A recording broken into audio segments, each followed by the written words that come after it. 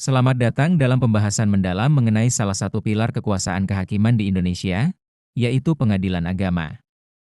Mungkin selama ini, saat mendengar kata pengadilan agama, hal pertama yang terlintas di pikiran kita adalah masalah perceraian. Namun, tahukah Anda bahwa peran lembaga ini jauh lebih luas dan fundamental bagi tatanan kehidupan umat Muslim di Indonesia? Secara filosofis, pengadilan agama bukan sekadar lembaga pemutus perkara, melainkan manifestasi dari pengakuan negara terhadap hukum Islam yang telah hidup dan berkembang di masyarakat sejak berabad-abad lalu.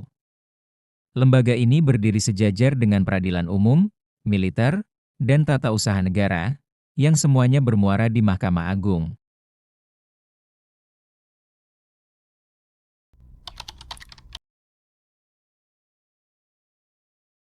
Keberadaan pengadilan agama memiliki dasar konstitusional yang kuat dalam pasal 24 Undang-Undang Dasar 1945.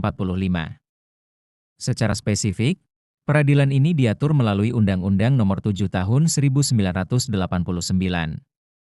Undang-undang ini merupakan tonggak sejarah karena memberikan kemandirian penuh bagi peradilan agama.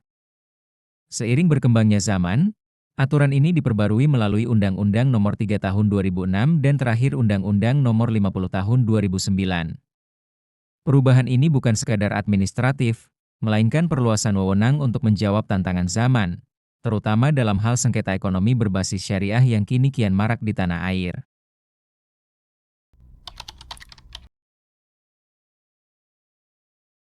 Mari kita bedah apa saja yang menjadi wewenang pengadilan agama, atau yang sering disebut sebagai kompetensi absolut. Pertama, di bidang perkawinan.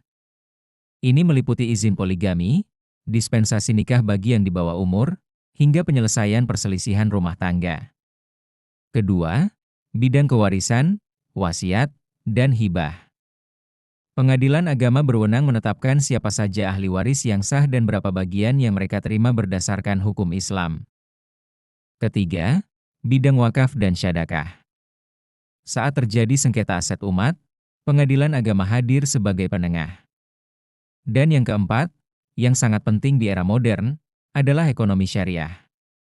Ini mencakup sengketa perbankan syariah, asuransi syariah, reasuransi, hingga pegadaian syariah. Jadi, jika Anda memiliki masalah dengan kontrak di bank syariah, pengadilan agamalah tempat penyelesaiannya.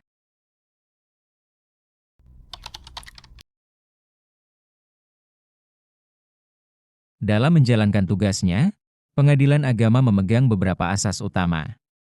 Yang pertama adalah asas personalitas keislaman.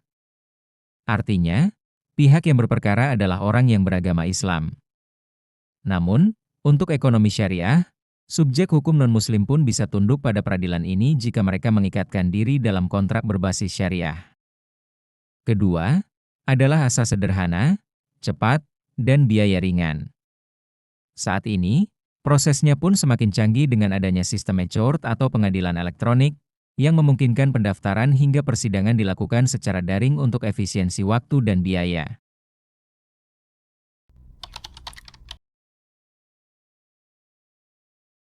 Sebagai kesimpulan, pengadilan agama adalah garda terdepan dalam menjaga keadilan hukum perdata bagi umat Islam di Indonesia. Ia adalah lembaga yang dinamis, yang tidak hanya menjaga nilai-nilai agama, tetapi juga mengikuti perkembangan hukum ekonomi dunia. Memahami konsep dasar pengadilan agama membantu kita sebagai warga negara untuk mengetahui kemana harus mencari keadilan saat terjadi sengketa perdata Islam. Semoga penjelasan ini memberikan wawasan baru bagi Anda. Terima kasih telah menyimak hingga akhir, dan sampai jumpa di pembahasan hukum berikutnya.